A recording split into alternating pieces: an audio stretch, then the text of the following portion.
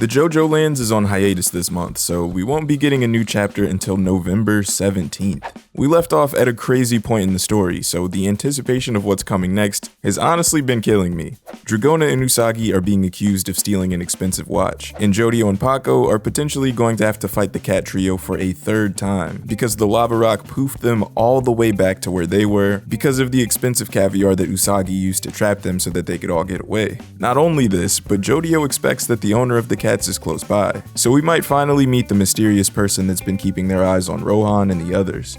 A few of you have kindly let me know that it's been a little minute since I've talked about the JOJOLands, and you know, it has been 3 chapters, but we're here now.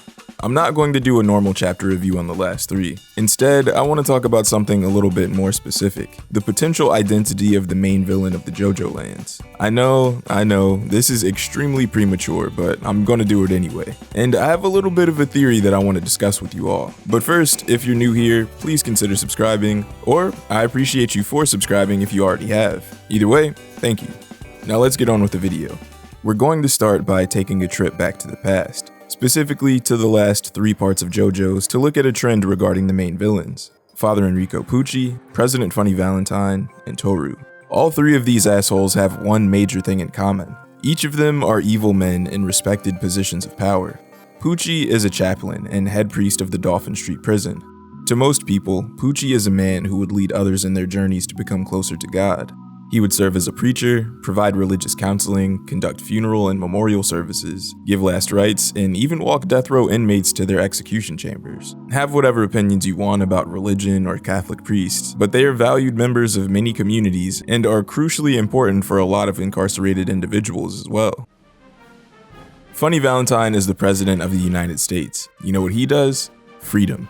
This man reps America so hard that he literally has the flag on his back. He's also a former soldier that fought in the Civil War. We don't know for sure which side he was on, the good one, or, you know, the one that was fighting to defend slavery, but for some reason, both would have earned him the respect of countless people. However, I think we can make a pretty good assumption that he wouldn't have been a traitor to his country because of the admiration that he had for his father. Either way, it's safe to say that the American people love him, and even if they didn't, being the president is literally the most important job in the country. Now, I have a feeling that a lot of you don't know who Toru is because there are a lot of JoJolian skippers out here for whatever reason, and I just want to remind you that we do not skip parts here.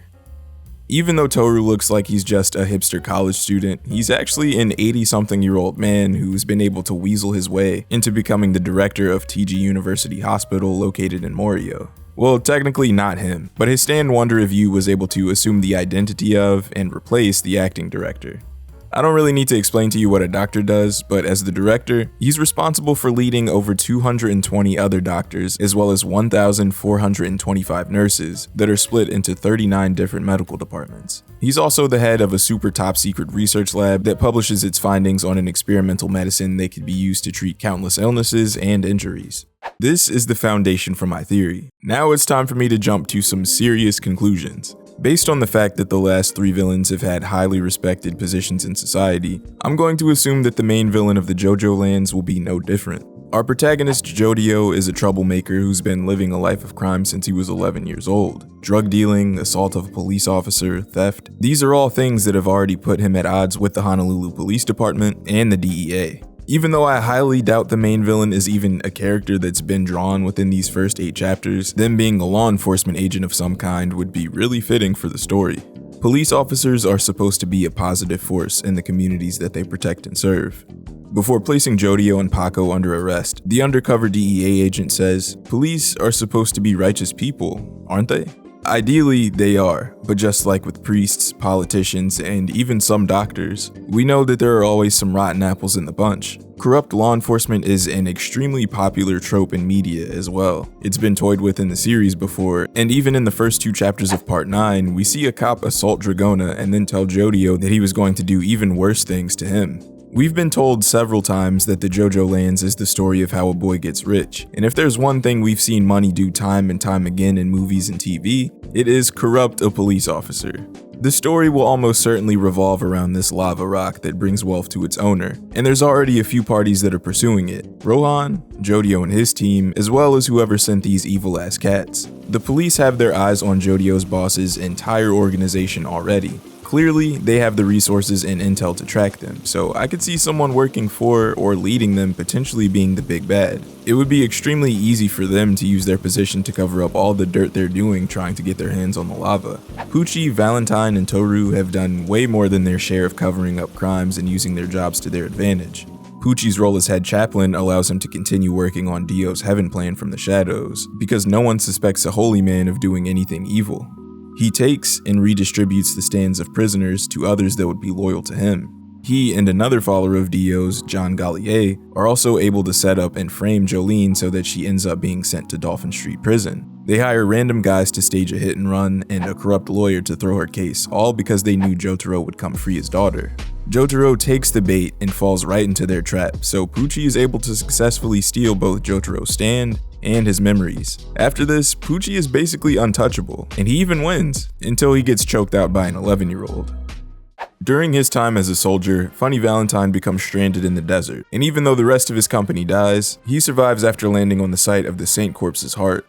Sometime after this, he becomes aware of the existence of other parts that would create an entire body, as well as their general locations. When the entire body is assembled, whoever is in possession of it would be blessed, and so would the land that it resides on. As president, Valentine is able to set up a plot to assemble the corpse, and that plot is the Steel Ball Run race. The race would set almost 4,000 of the biggest badasses in America on a path across the country to unknowingly and potentially unearth the corpse parts. Valentine also secretly sends his own men to participate in the race to search for the parts as well. They're also supposed to take them from others who might find them first by force. His ultimate goal is to merge his stand with the corpse and deflect all misfortunes that would fall on America to other countries.